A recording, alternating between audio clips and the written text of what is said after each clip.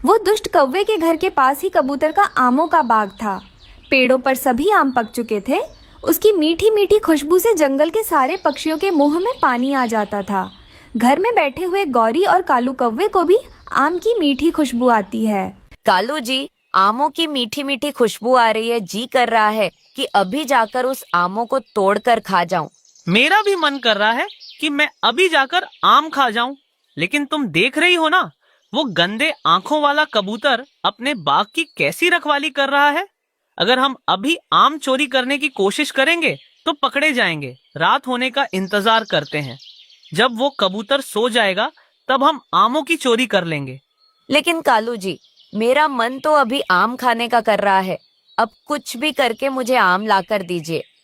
गौरी, अब तुम ऐसा करो, कबूतर को किसी बहाने से यहाँ बुला लो और अपनी बातों में उलझा रखो।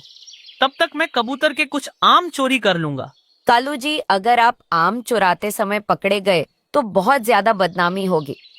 गौरी, तुम बेकार में ही डर रही हो। मैं यहाँ से जा रहा हूँ। तुम कबूतर को बुलाकर अपनी बातों में उलझा रखना। तब तक उससे बातें करते रहो जब तक मैं वापस ना आ जाऊं। कालू कौवा के जाते ही गौरी कौवी झूठ मूठ का रोना रोने लगती है।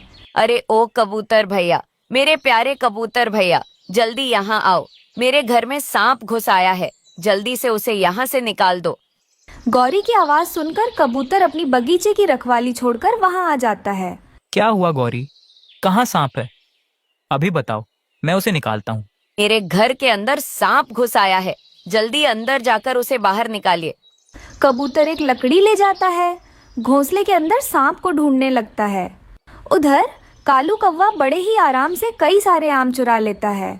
काफी समय तक ढूंढने के बाद भी जब सांप नहीं मिलता तो कबूतर वहां से जाने लगता है। गौरी, लगता है मेरे आने के डर से सांप भाग गया है।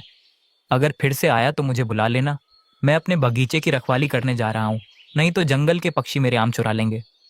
कबूतर के जाने के बाद कालू कौवा मीठे मीठे आम चुराकर अपने घर वापस आ जाता है। ये लो मेरी प्यारी पत्नी जी, पके हुए मीठे आम, अब आराम से खाओ। दोनों पति पत्नी मिलकर मीठे आम आराम से खाने लगते हैं। कालू जी, ये मीठे मीठे आम कितने मजेदार हैं।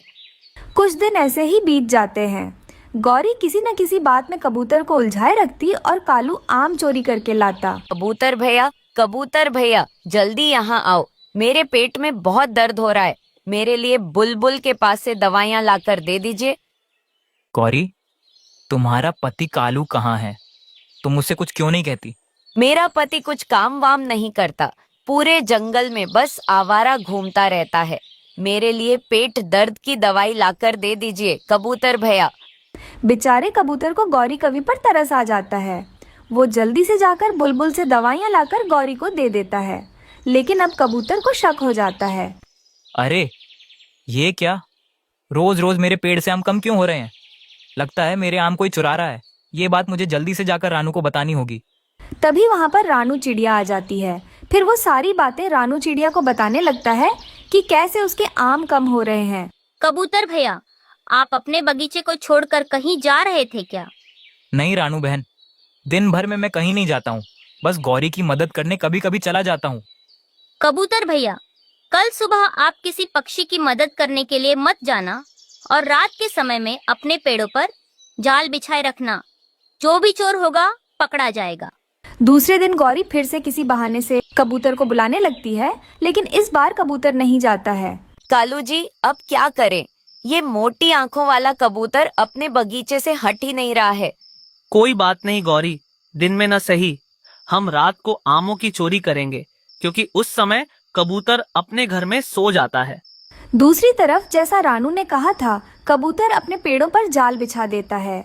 रात होते ही दोनों पति पत्नी आम चुराने के लिए कबूतर के बाग में आ जाते हैं और जल्दी जल्दी आम चुराने लगते हैं। लेकिन वे दोनों पेड़ पर बिछाए हुए जाल में फंस जाते हैं। ये क्या हुआ कालू जी? हम दोनों तो जाल में फंस गए हैं। अब क्या करेंगे? मुझे तो बहुत डर लग रहा है। सुबह होते ही सभी पक्षियों को पता चल जाएगा कि हम दोनों ही आमों की चोरी कर रहे हैं। अब तो हमारी बहुत बेइज्जती हो जाएगी।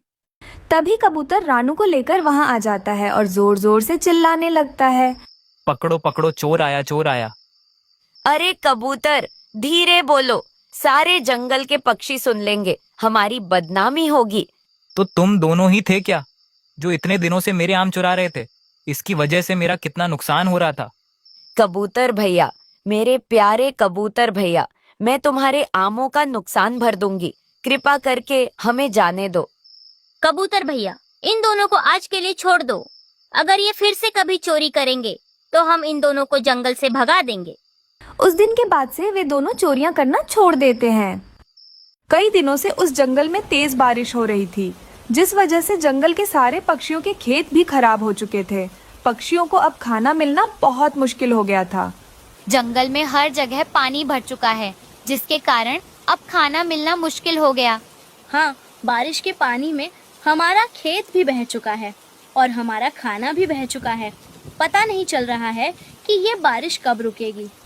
कालू और गोरी के पास एक बड़ा सा आम का पेड़ है, वो अभी तक पानी में नहीं डूबा। हाँ, हमें सबको उसके पास जाकर थोड़े से आम मांग लेने चाहिए।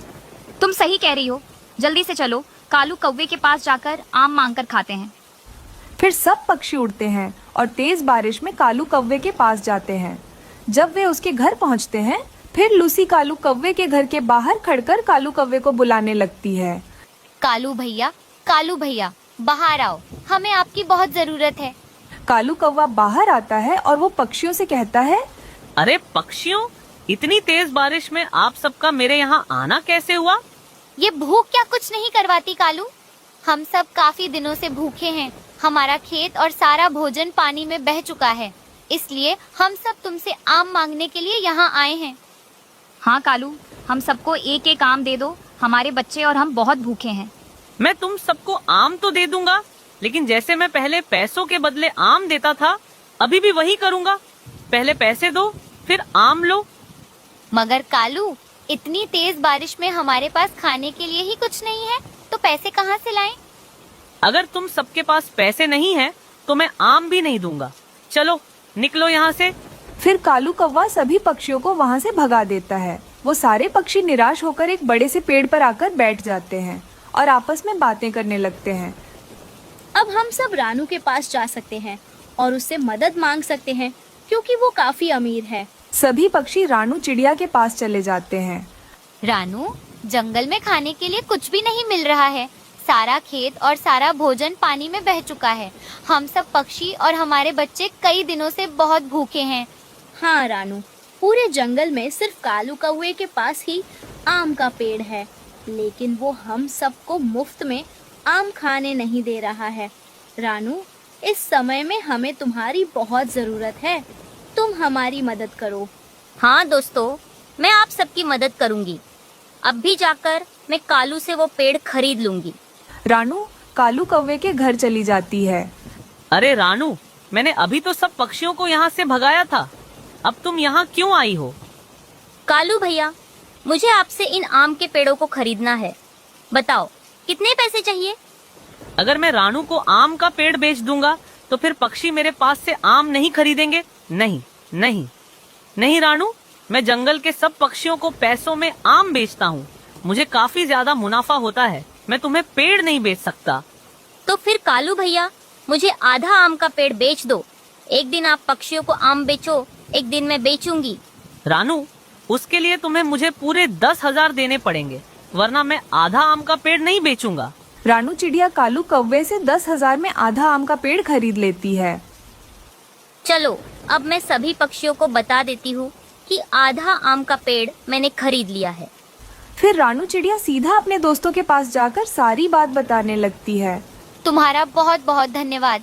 तुम इस मुश्किल घड़ी में हम लोगों की बहुत मदद की हो। अब हम लोग और हमारे बच्चे पेट भरकर खा सकेंगे। रानू, जब तुम्हारा दिन होगा, हम सब पक्षी उस पेड़ से आम खा लिया करेंगे। ऐसी कोई बात नहीं दोस्तों, तुम लोग तो मेरे दोस्त हो। दोस्त ही दोस्त की मदद करता है ना। अब सभी पक्षी पेड़ से मुफ्त में आम तोड़कर मजे से खाने लगते हैं।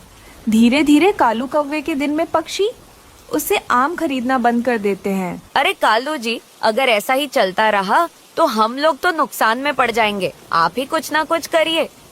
ये रानू ने मेरे साथ धोखा किया। वो अपने दिन में सारे आम मुफ्त में रख देती है और सब पक्षी मुफ्त में खाकर चले जाते हैं। जब मेरा दिन आता है तो कोई भी पैसे देकर आम नहीं खरीदता। इस रानू की वजह से मेरा बहुत नुकसान हो रहा है। इससे पहले और ज्यादा नुकसान हो, मैं रानू को पूरा पेड़ ही बेच देता हूँ।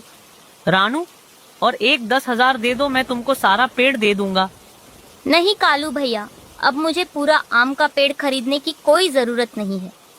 एक दिन में ही मेरे दोस्त अच्छे से आम खा लेते हैं।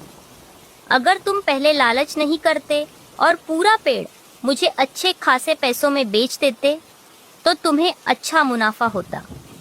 अब तो मैं आपसे पूरा आम का पेड़ नहीं खरीदूंगी। कालू कौवे को उसकी लालच बहुत महंगी पड़ जाती है। जंगल में 2 दिनों से लगातार बारिश हो रही थी। रानू का पति कुछ दिनों से बीमार था। बारिश की वजह से अब रानू के घर में भोजन भी खत्म हो चुका था। माँ, ये बारिश और कितने दिन तक चलेगी? मैं तो सुबह से भूखी हूँ, मुझे बहुत भूख लग रही है। पता नहीं गुड़िया बेटी, तेरे पापा और मैं 2 दिनों से भूखे हैं। अब हम क्या करेंगे, मुझे कुछ भी समझ में नहीं आ रहा है। वो दोनों माँ बेटी बातें कर रहे थे, तभी घोंसले में से पानी टपकने लगता है। ये क्या गुड़िया बेटी, ये घोंसले में से तो पानी टपकना शुरू हो गया है। गुड़िया, जल्दी से मेरे साथ चलो, हमें अब भी छत घास से ढकना होगा, वरना पानी अंदर आ जाएगा। वो दोनों माँ बेटी उस बारिश में घने जंगल में जाते हैं। जाकर वहाँ से घास लेकर वापस अपने घोंसले पर आते हैं। रानू और गुड़िया मिलकर उनके घोंसले को ठीक कर देते हैं। जहाँ जहाँ सुराख था वहाँ पर घास रख देते हैं। कुछ ही देर में छत टपकना बंद हो जाता है और घर के अंदर पानी आना बंद हो जाता है। रानू, मैंने 2 दिनों से कुछ भी नहीं खाया है। मुझे लगता है कि अब मैं बहुत कमजोर पड़ गया हूँ। टुन्नू जी, आप चिंता मत कीजिए, अभी मैं बाहर जाती हूँ, गुड़िया और आपके लिए कुछ न कुछ भोजन ले आ जाती हूँ। मगर रानू, तुम इतनी बारिश में कहाँ जाओगी? अगर मेरे पंख अब ठीक होते तो मैं ही अपनी बीवी और बच्ची के लिए कुछ न कुछ करता। टुन्नू जी, आप चिंता मत कीजिए, ये मेरे पास पुरानी बोरी पड़ी है, इसे अपने सिर के ऊपर से ढककर भोजन ढूंढने के लिए जा रही हूँ, मुझे कुछ नहीं होगा। फिर रानू चिड़िया अपने सिर के ऊपर बोरी रखकर बारिश में भोजन ढूंढने के लिए चली जाती है। कुछ देर बाद वो कुछ अनाज लेकर घर आती है। जैसे ही जंगल में आधी रात होती है, रानू के घोंसले में फिर से पानी टपकना शुरू हो जाता है और जंगल में बाढ़ भी आ जाती है, जिस वजह से रानू का घोंसला पानी से भर जाता है। गुड़िया बेटी, हमारे घोंसले में पानी भर गया है, अब यहाँ रहना सुरक्षित नहीं है। हाँ माँ, अब हम पापा को लेकर यहाँ से जल्द निकलते हैं। फिर रानू अपने पति टुन्नू को एक टोकरी में रखकर कहीं ऊंची जगह ले जा रही थी, लेकिन अचानक बारिश की वजह से टुन्नू चिढ़ा उस टोकरी में से फिसलकर नीचे गिर जाता है और पानी में बह जाता है। टुन्नू जी, अरे टुन्नू जी, ये क्या हो गया? मेरे पति टुन्नू जी को कोई बचाओ, कोई है? कोई भी पक्षी रानू की मदद नहीं करता। थक हार कर रानू और गुड़िया पहाड़ों के ऊपर चली जाती है। माँ, पता नहीं पापा जिंदा होंगे भी या नहीं। गुड़िया बेटी, ऐसी बातें नहीं करते, तुम्हारे पापा कहीं ना कहीं जिंदा जरूर होंगे, वो लौटकर जरूर आएंगे। सारे पक्षियों को घने जंगल में एक टेंट दिखाई देता है। वो टेंट इंसानों ने छोड़कर गए हुए थे। फिर सारे पक्षी उस टेंट में जाकर आराम से बैठ जाते हैं। कुछ देर बाद रानू चिड़िया भी अपनी बेटी को लेकर टेंट में जाकर बैठ जाती है। उन सब पक्षियों को टेंट में रहते हुए 4 दिन हो जाते हैं। माँ, और कितने दिन हम लोगों को टेंट में रहना पड़ेगा? मुझे तो बहुत भूख लग रही है माँ, कुछ ना कुछ करो। गुड़िया बेटी, मैं कुछ भी नहीं कर सकती, बारिश रुकने तक हम सबको इस टेंट में ही रहना पड़ेगा।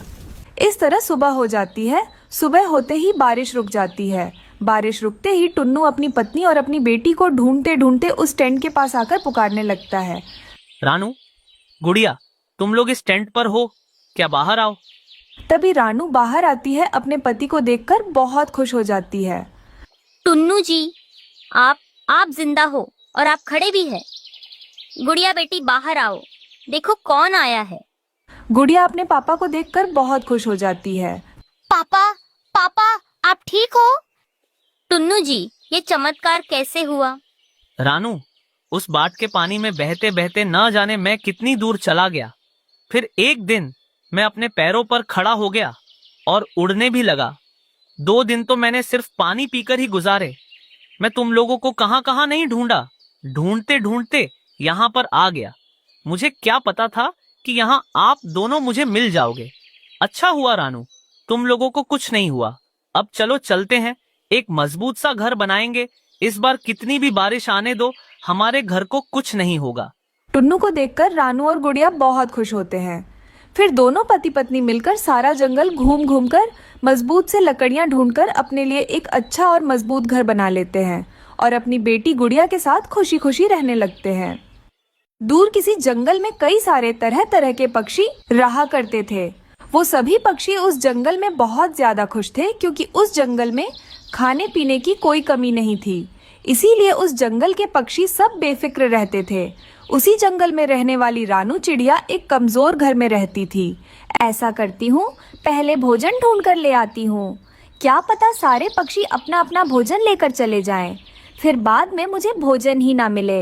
ऐसा सोचकर रानू जंगल में भोजन लेने के लिए चली जाती है।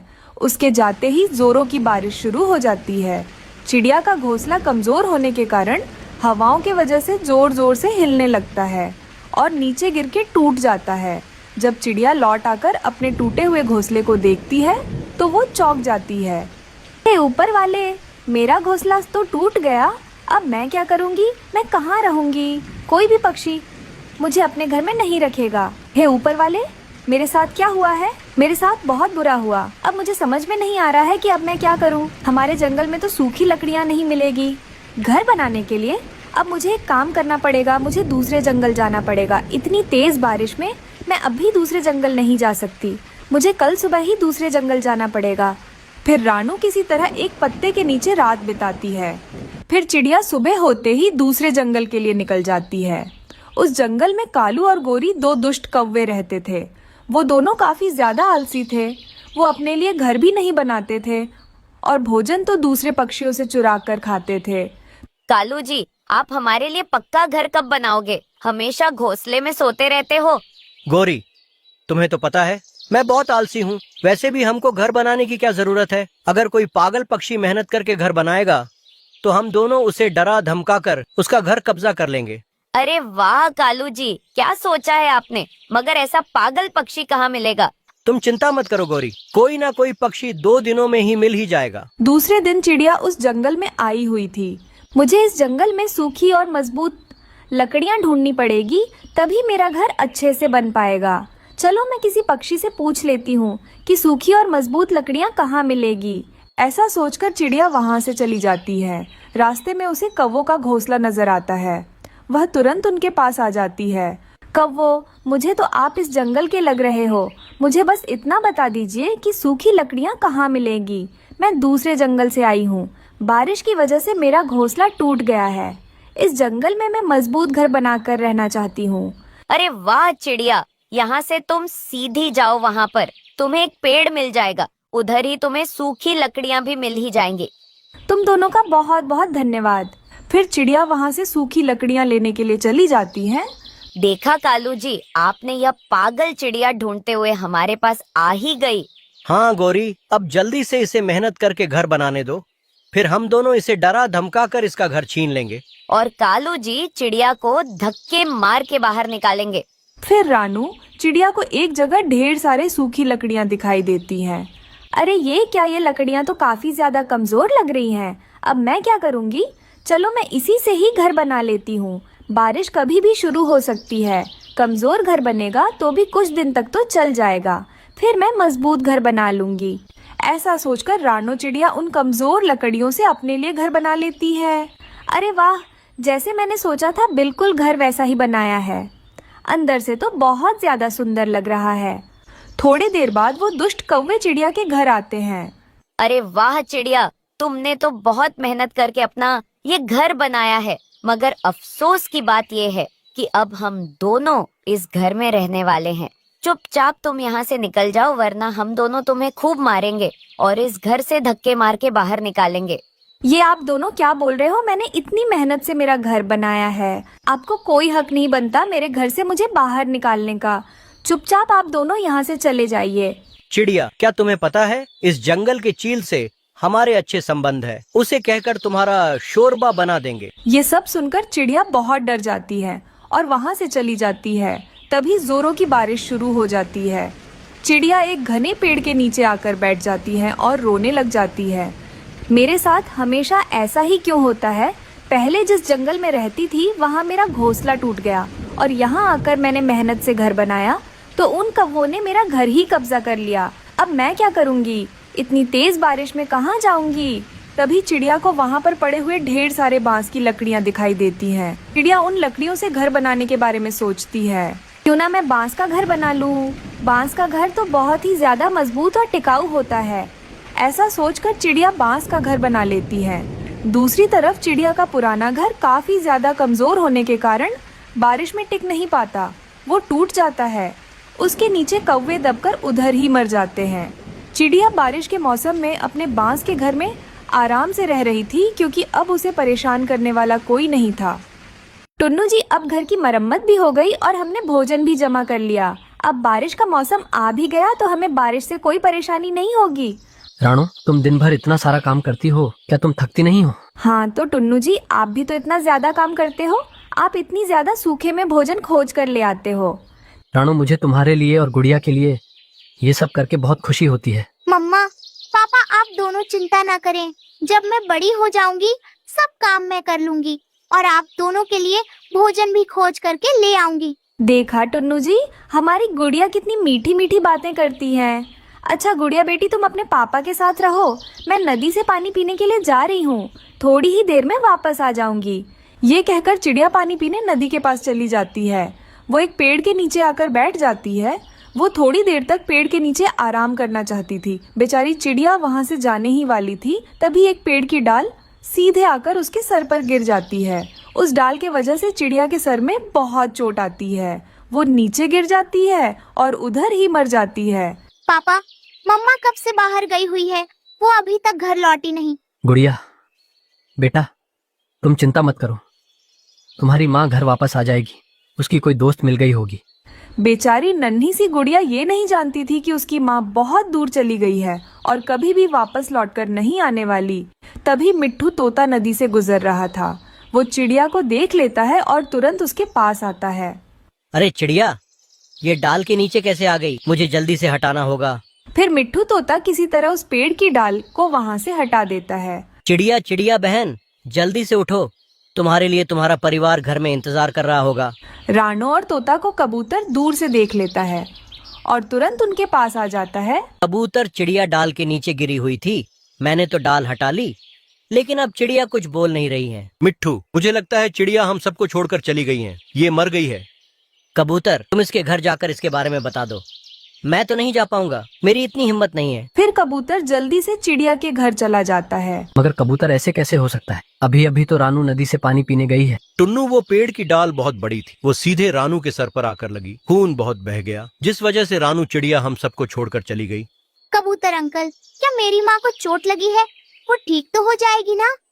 गुड़िया अब भी बहुत छोटी थी, उसे मर जाना क्या होता है ये सब पता नहीं। देखो टुन्नू, लगता है गुड़िया अभी बहुत छोटी है, तुम रानू के बारे में इसे कुछ भी मत बताना। ऐसा कहकर कबूतर वहाँ से चला जाता है। तभी टुन्नू चिड़ा अपनी बेटी गुड़िया से कहता है, गुड़िया बेटी, तुम्हारी माँ बहुत जल्दी आ जाएगी, वो दूसरे जंगल गई हुई है। मगर पापा, मुझे माँ के बिना नींद कैसे आएगी? ऐसे ही कुछ दिन बीत जाते हैं।